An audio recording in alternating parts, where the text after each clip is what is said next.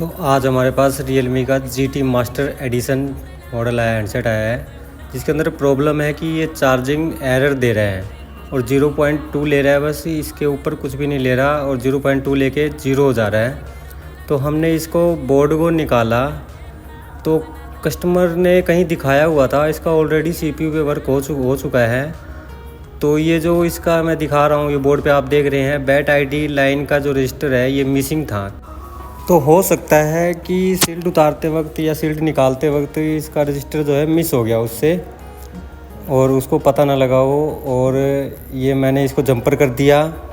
CPU वाली side से तो लाइन आ रही थी बट आगे नहीं जा रही थी इसकी, तो मैंने इसको जंपर कर दिया, आपस में शॉर्ट कर दिया। देखिए हमारी प्रॉब्लम सॉल्व हो गई है।